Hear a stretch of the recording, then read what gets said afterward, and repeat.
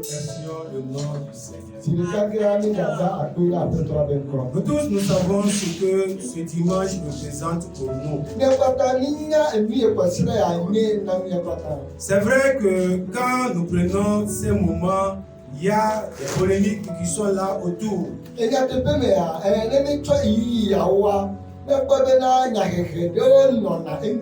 Mais ce qui est important pour nous, c'est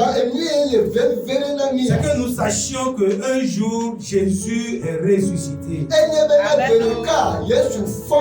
Que ce soit sa date fixe ou que ce soit que ce n'est pas la date fixe, nous savons que dans l'histoire de l'humanité, Jésus est ressuscité un jour.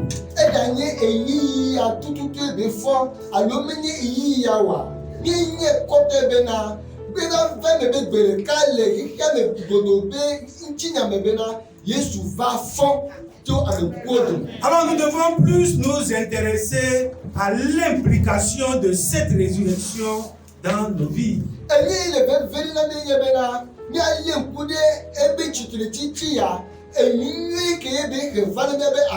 Oui, Jésus est ressuscité.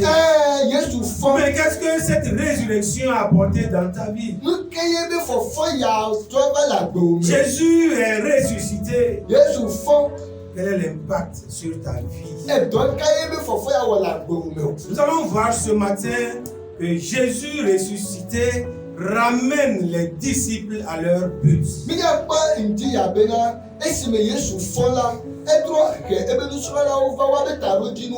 Lorsque Jésus-Christ est ressuscité, il a ramené ses disciples à leur but.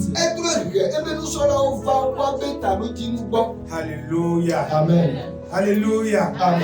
Nous pourrons dire encore que Jésus ressuscite évite à ses disciples la dérive. Il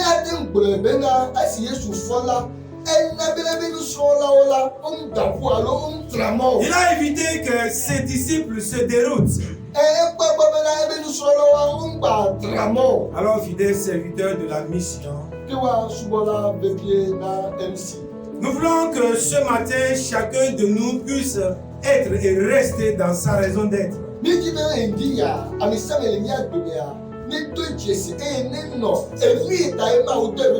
y a des moments qui viennent et c'est difficile dans la vie de l'homme. Tout semble nous abandonner. On regarde à gauche, à droite, on ne voit personne. Mais je voudrais te dire ce matin, mon frère et ma soeur, quelles que soient les circonstances, quel que soit ce que tu es en train de vivre en ce moment, il faut rester ce que tu es. Vous savez, privés de leur maître, les disciples étaient déroutés, c'est normal.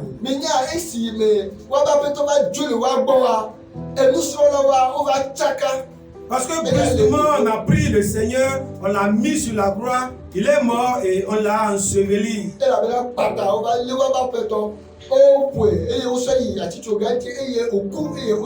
Et les disciples étaient dans un désarroi total. Ils ne savaient pas quoi faire. Mais gloire soit rendue à Dieu. Parce que le troisième jour, Jésus est ressuscité. Alléluia. Et quand Jésus est ressuscité, il n'est pas resté dans un maquis. Mais Jésus s'est présenté à ses disciples. Il a fait une première présentation. Une deuxième présentation. Et ce matin, nous allons voir la troisième sortie de Jésus. Alléluia. Amen. Nous sommes dans Jean au chapitre 21. Nous allons exploiter les versets 1 au verset 14. Nous suivons rapidement la lecture. Après cela, Jésus se montra encore aux disciples sur le bord de la mer de Tibériade.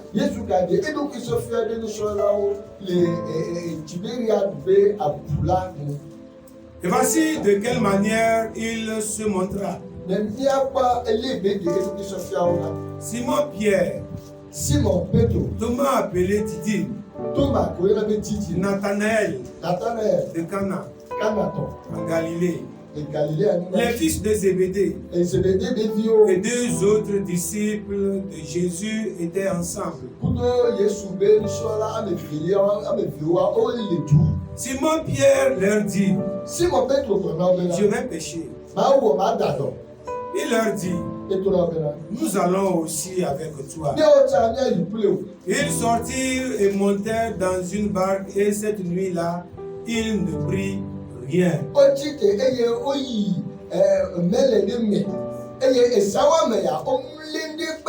Le matin étant venu, Jésus se trouva sur le rivage.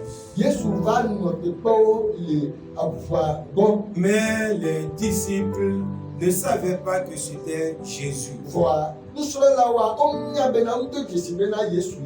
Jésus leur dit, enfants, n'avez-vous rien à manger?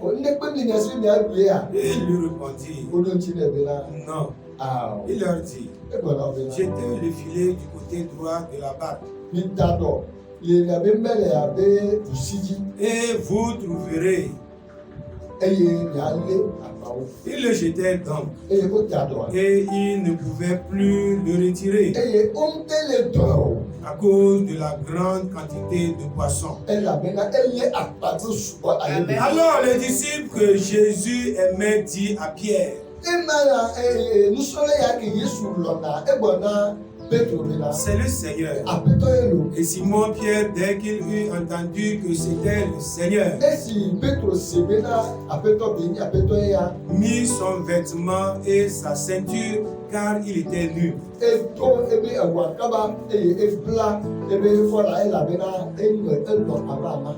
se jeta dans la mer. Les autres disciples vinrent avec la barque, tirant le filet plein de poissons, car ils étaient éloignés de terre d'environ 200 bouteilles.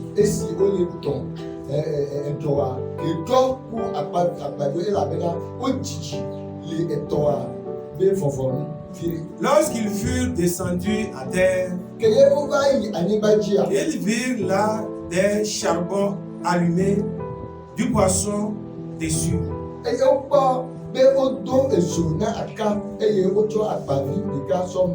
du pain aussi. Jésus leur dit, apportez des poissons que vous venez de prendre. Simon Pierre monta dans la barque et tira à terre le filet plein de 153 grands poissons. Et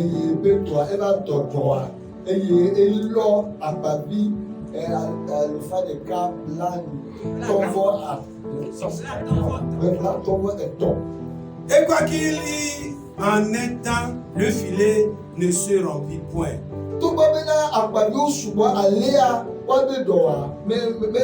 Jésus leur dit, venez manger.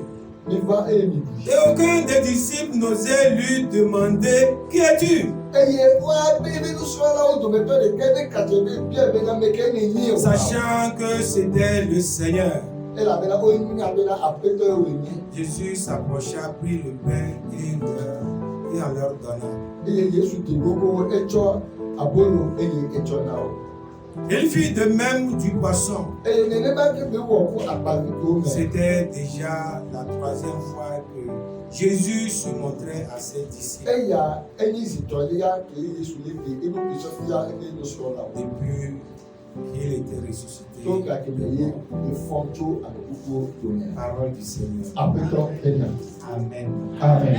Amen. Amen. Amen. Amen. Jésus ressuscité ramène les disciples à leur but.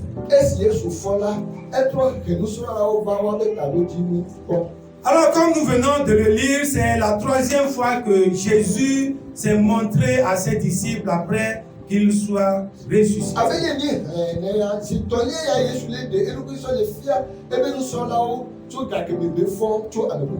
Nous allons voir 3 niveaux dans ce message. Nous voyons les disciples qui décident de retourner à la pêche.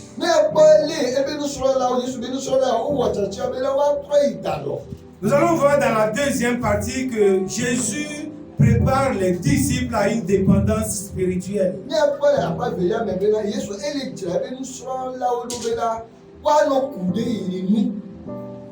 Spirituellement. Et dans la dernière partie, nous allons voir le ressuscité qui se fait connaître de ses disciples.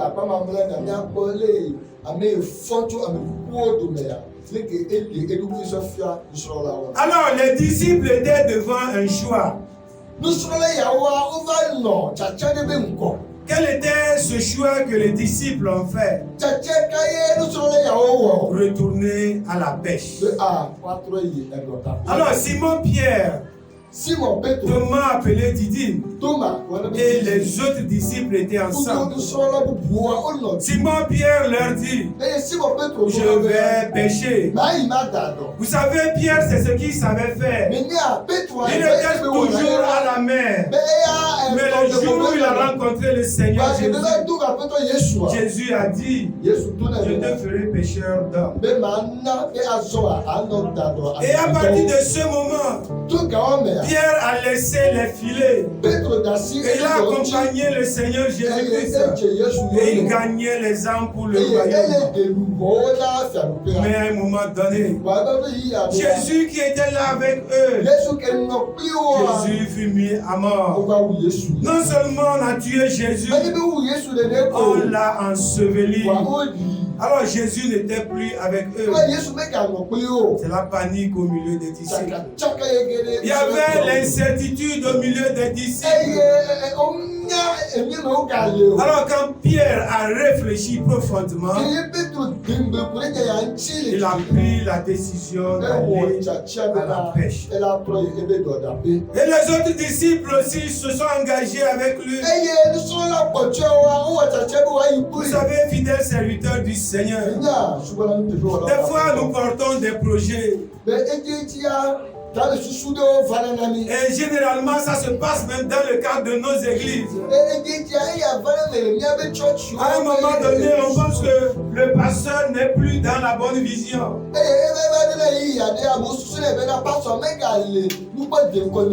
d'autres disent encore que sa vision n'est plus notre vision. L'appel qu'il a reçu n'est pas notre appel. Et il y a toujours un chef de file. Il y a quelqu'un qui porte toujours le projet. Ici, c'est Pierre qui a porté le projet. Et les autres se sont engagés avec lui. Je voudrais vous dire que le choix est collectif. Ce n'est pas parce que Pierre a dit qu'il veut aller pêcher qu'il a engagé les autres aussi dans la pêche. Mais c'est collectivement qu'ils ont pris l'engagement. Fidèles serviteurs du Seigneur. Des fois, nous avons l'habitude de jeter nos torts sur les autres. Si je suis dans cette position, si je suis dans cette condition, c'est à cause de X, c'est à cause de Y, c'est à cause de celui-ci que j'ai fait ceci. Non, tu es responsable devant tes choix. Tu es responsable devant tes décisions.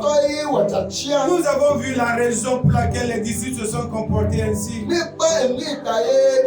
Jésus n'est plus avec nous. C'est lui on voyait, on marchait. Quand on a faim, c'est lui qui nous donnait à manger. Quand nous sommes malades, c'est lui qui nous apporte la guérison. Maintenant, il n'est plus avec nous. Qui va assurer notre avenir? Alors nous faisons notre avenir. Nous avons nos femmes, nos enfants. Qu'est-ce qu'ils vont manger? Quel est leur devenir? Nous avons cru que quand Jésus va être dans son royaume, nous serons avec eux. Nous serons avec lui. Et nos familles seront à l'aise. Quand il va posséder le royaume, Nous allons hériter les grandes villes. Mais sur Jésus, c'est qui nous avons mis notre espérance. Il n'est plus avec nous. Que faut-il faire? Chacun doit revenir à son activité. Alors regardez ce que la Bible nous dit. Ils sortirent et montèrent dans une barque. Et cette nuit-là, ils n'ont rien pris. Alléluia. Amen. Alléluia. Amen. Alléluia. Amen. Alors, qu'est-ce que tu peux sans le Seigneur? Qu'est-ce que tu peux faire en dehors du Seigneur? Alors, beaucoup de personnes à un moment donné, ils abandonnent avec le Seigneur. Parce que d'autres disent encore, le Seigneur n'est pas rapide. Le Seigneur est très lent. Si je vais l'attendre pour avoir la guérison de cette maladie, si je vais l'attendre pour voir ma situation changer, oh, je vais attendre longtemps. Et tout de suite, ils prennent l'engagement. Alléluia. Qu'est-ce que tu peux sans le Seigneur? Alors, si toi, tu es déjà en train de dérouter, peut-être que pendant que tu écoutes cette parole, tu as déjà pris un engagement. Tu as déjà pris un choix. Tu ne veux plus marcher avec le Seigneur. Tu ne veux plus être avec le Seigneur. Parce que tu trouves bon d'aller vers les malades. Tu trouves bon d'aller vers les féticheurs. Peut-être que ton parent t'a déjà appelé du village. Viens, je vais te donner un talisman. Viens, on va poser des questions. On va chercher à voir quel est le problème. Alors si tu es dans cette position, reviens en anormal. Parce que le Seigneur est là. Alors qu'est-ce que le Seigneur était en train de faire? Jésus préparait ses disciples à la dépendance spirituelle. À partir du moment où Jésus est ressuscité, il lui restait seulement un peu de temps. Et il devait retourner vers le Père. Les disciples ne le verront plus physiquement, mais il sera toujours avec eux. Alléluia. Amen. Alléluia. Amen. Pendant que Jésus était sur le bord de la rive,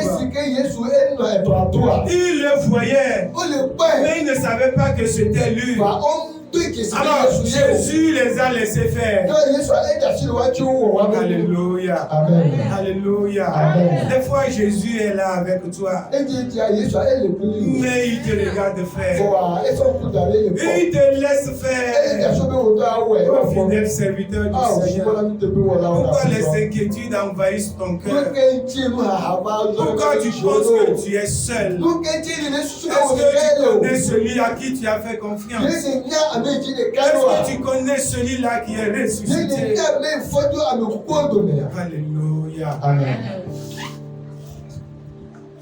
Vous savez que les disciples avaient une dépendance physique du Seigneur Jésus-Christ. Ils pouvaient se permettre de provoquer les gens. Et quand quelqu'un veut se montrer, quand un démon veut surgir, attention, Jésus est là. Alléluia. Amen. Alléluia. Amen. Alléluia. Amen. Quand l'apôtre Paul et Pierre étaient devant sa belle-mère,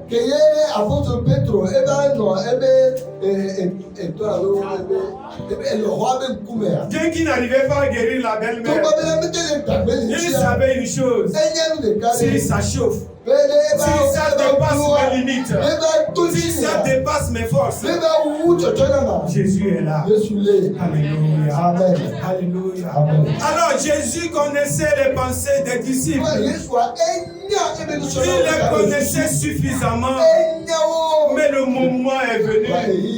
Lui, il va partir. Qu'est-ce que les disciples vont devenir? Alors il doit les apprendre à avoir une confiance, ou bien à faire confiance à sa personne invisible. Il est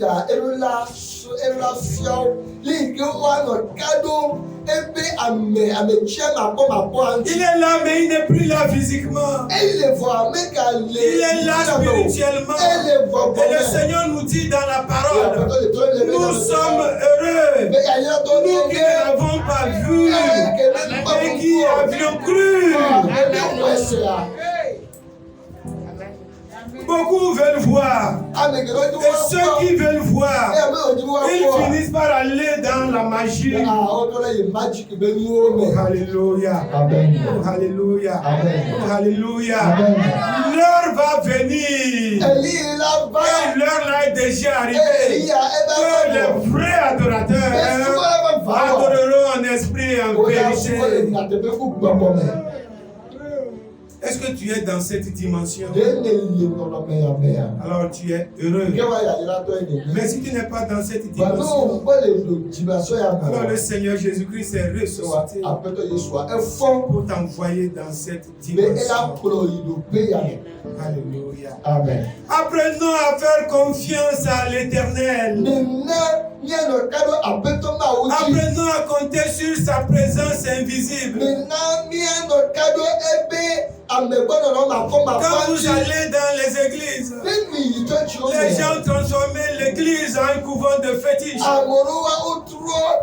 vous dit amenez ceci, amenez cela. Mais qu'est-ce qu'ils veulent faire avec? Quelle pratique ils veulent faire avec? La Bible nous dit que Jésus a versé son sang une fois pour de bon. Alléluia. Amen. Si nous comprenons ces choses, si nous nous engageons dans ces choses, nous sommes heureux. Amen. Alors, qu'est-ce que Jésus a fait? Jésus a tout de suite pourvu à leurs besoins. Et les petits enfants n'avaient rien à manger. Il lui répondit, non. Alléluia. Amen. Alléluia. Amen. Vous voyez, Jésus n'était pas présent physiquement devant les disciples. C'est-à-dire, il était présent, mais ils ne l'ont pas vu physiquement. Parce qu'il voyait une autre personne carrément. Alors Jésus les a demandé de jeter le filet. Et Jésus a opéré un miracle. Et ils ont pris d'énormes poissons. Alors ils devaient se dire, seul Jésus fait ce miracle. Mais Jésus n'est pas là. Comment cela se passe-t-il? Que pour prendre ce poisson? Alors Jésus était en train de le dire. Je ne suis pas là physiquement, mais je suis là spirituellement. Je suis là avec vous spirituellement. Alors ce que j'ai fait physiquement, je le fais aussi spirituellement. Alors si je vous dis une chose, si vous le faites, vous le verrez s'accomplir. Parce que je suis avec vous. Vous ne me voyez pas physiquement, mais spirituellement, je suis au milieu de vous. Alléluia. Amen. Alléluia. Amen. Alléluia. Amen. Alors mon frère et ma soeur, tu dois savoir une chose. Quel que soit le besoin qui t'envoie, quelles que soient les difficultés qui sont là, quelle que soit la maladie qui t'abat, est-ce que c'est ton foyer qui est mouvementé? Est-ce que c'est au service qu'on ne te comprend pas? Alors, il est là. Le Seigneur est là. Il est là. Alléluia. Alléluia. Alléluia.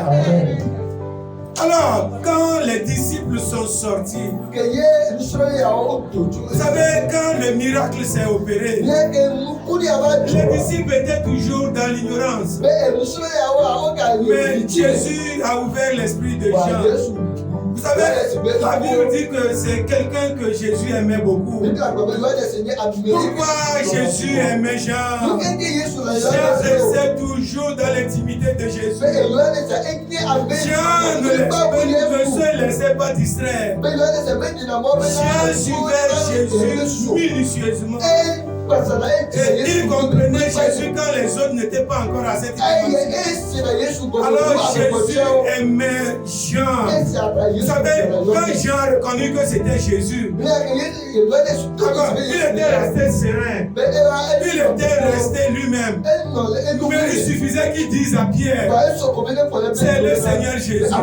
Dès que Pierre a écouté que c'est Jésus, comme il a l'habitude de le faire, il a mis en œuvre sa chair. Il a cherché rapidement ses vêtements et il s'est jeté à l'eau. Parce que quand il entend que c'est Jésus, sa chair est mouvementée, son intelligence est mouvementée. Il veut agir, il veut aller dans l'action. Mais Jean ne se comporte pas de la sorte. Alors rapidement, il a abandonné les autres. Pierre a abandonné les autres. Il s'est jeté à la mer et il est allé vers Jésus. Beaucoup de personnes se portent de la sorte. Beaucoup se comportent de la sorte. Ils sont là dans les églises. Ils font le service pour le Seigneur. Mais il suffit qu'on les dise. Il y a un prophète qui est venu. Oh, il y a un homme de Dieu qui est venu de l'étranger. Oh, on dit il y a quelqu'un qui est venu de l'Amérique. Quand lui tient seulement le micro. Oh, l'esprit est là. Les gens tombent. Non, quelqu'un est venu du Ghana. Oh, lui c'est un prophète nouveau. Quand il prend seulement le micro, les miracles s'opèrent. Alors qu'est-ce que les gens font? Tout de suite ils abandonnent leur église. Ils abandonnent leur ministère. Ils courent vers ces gens. Ils courent vers ces prophètes. Ils courent vers ces bishops. Parce qu'ils agissent dans la chair. Fidèle serviteur du Seigneur, là où tu es assis, si tu n'as pas vu le Seigneur, tu ne le verras nulle part. Alléluia. Amen. Alléluia. Amen. L'adoration, ce n'est pas la sensation charnelle, mais c'est l'adoration en vérité. Alléluia. Amen. Alors Jésus a pourvu aux besoins de ses disciples. Alors c'est pour les préparer à savoir que lui ne sera plus avec lui, mais quel que soit leurs besoins, lui il est là.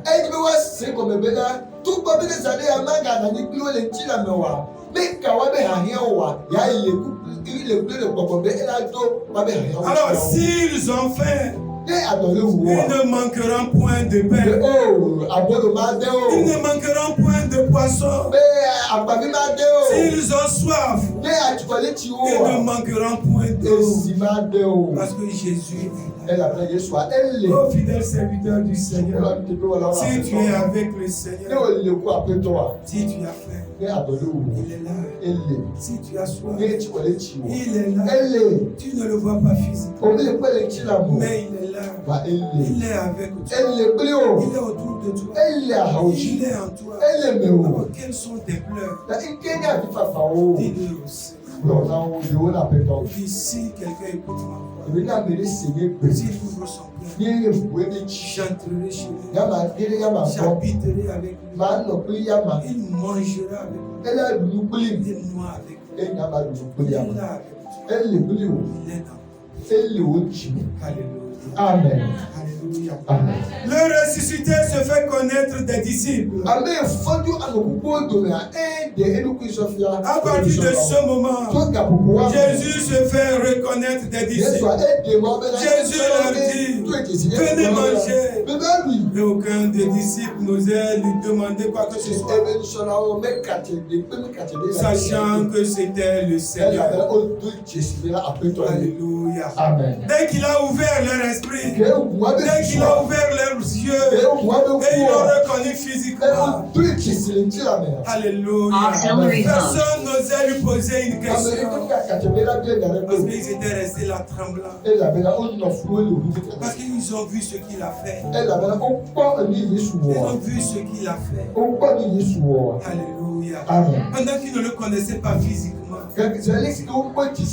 Ils ont vu ce qu'il a fait spirituellement. Ils ont vu l'action de sa présence. Et personne n'osait lui poser la question. Mais ils devaient dire dans leur cœur, mais c'est toi aussi qui le fais. Même si tu n'es pas là physiquement, on peut avoir des miracles. On peut recevoir des choses. Jésus n'a pas attendu les poissons qu'ils ont pêchés. Mais Jésus a reçu le poisson. Et il les attendait. Alléluia. Amen. Alléluia. Amen. Alléluia. Amen. Alors qu'est-ce que Jésus a voulu les montrer? Jésus leur dit de se fraterniser les uns les autres. Parce que lui ne sera plus avec eux. Il ne va plus manger avec eux. Mais il va vous manger les uns avec les autres. Alléluia. Amen. Alléluia. Amen. Ils doivent partager le pain ensemble. Ils doivent partager le poisson ensemble. Ils doivent fraterniser ensemble. Ils doivent renforcer leur communion. Parce que la marche avec le Seigneur, c'est la communion. S'il n'y a pas la communion, la marche devient difficile. Parce qu'à un moment donné, quand tu te sens abandonné, quand tu te sens seul, la marche devient difficile. Mais quand on est ensemble, quand il y a la communion, on peut encore aller de l'avant. C'est ce que le Seigneur a voulu impacter. Le Seigneur est ressuscité. Alors, qu'est-ce que la résurrection a apporté dans sa vie? Quel impact cela a apporté à ta vie? Notre principe de ce matin, le Seigneur ressuscité. Le Seigneur ressuscité évite la déroute aux disciples. En renforçant leur capacité spirituelle. Le Seigneur ressuscité. Le Seigneur ressuscité. Il évite la dérive à ses disciples. En renforçant leur capacité spirituelle. Alors, comment veux-tu renforcer ta capacité spirituelle? Si tu ne viens pas aux études bibliques, si tu ne viens pas aux rencontres de prière, le pain, Seigneur, le pain que le Seigneur nous a donné, le pain de la vie, mes frères et mes sœurs, le pain de notre esprit, mes frères et mes sœurs, le pain spirituel, mes frères et mes sœurs, c'est la parole de Dieu. Alors, si tu n'aimes pas la parole de Dieu, comment veux-tu te fortifier spirituellement? Si tu n'aimes pas l'enseignement de la parole de Dieu, comment veux-tu te fortifier spirituellement?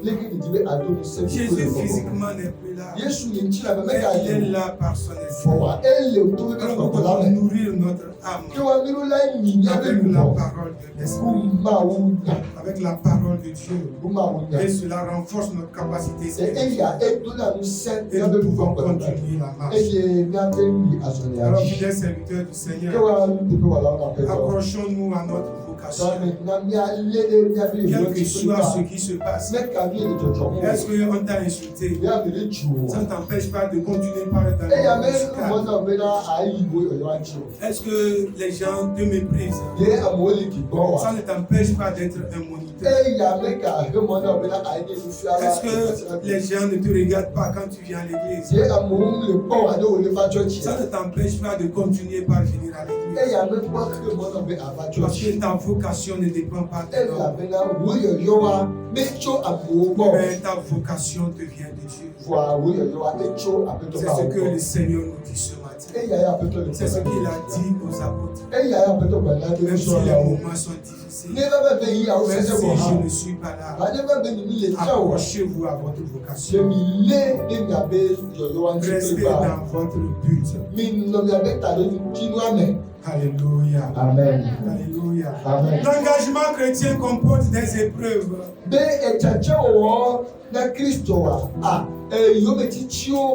On ne peut pas plaire au Seigneur sans épreuve. Parce que c'est le Seigneur qui permet les épreuves. Il y a des tentations aussi qui nous viennent du malin. Mais ça fait partie de la marche. Mais si toi devant les épreuves, tu abandonnes, tu ne peux pas plaire au Seigneur. Alléluia. Amen. Alléluia. Amen. Alléluia. Amen. Alors pour finir, Dieu nous exhorte à vivre notre communion. Aimons rester ensemble. Aimons partager la fraternité. C'est de là que nous vient la force. Pour que nous puissions continuer la marche. Si quelqu'un est fatigué, donnons-le par les mains. Encourageons-le à continuer. Tant que le Seigneur n'est pas de retour, la marche continue. Fidèle serviteur du Seigneur. Est-ce que tu as compris quelque chose? Est-ce que la résurrection t'a apporté quelque chose? Tu vas aller dans la présence de Dieu. Et tu vas lui dire, nous allons nous lever ensemble. Nous allons dire, nous le savons tous ce matin. Nous allons passer à la table du Seigneur. Nous allons faire la Sainte Seine. Avant que nous n'arrivions à ce niveau, devons-nous alors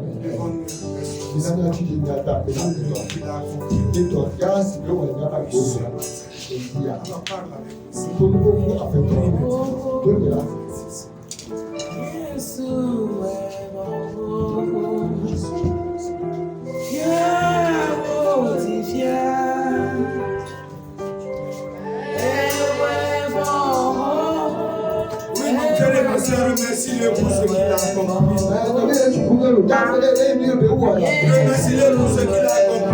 Remercie-le pour ce qu'il a accompli. Remercie-le pour Remercie-le parce que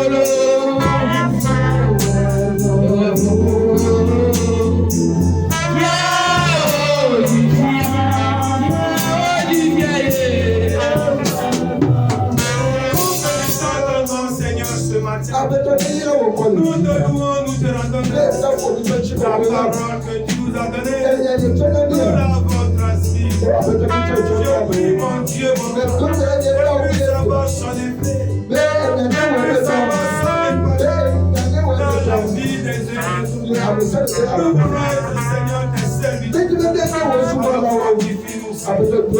Fortifie-nous, Seigneur. Fortifie-nous, Seigneur. Que ton nom soit glorifié. Nous te louons, nous te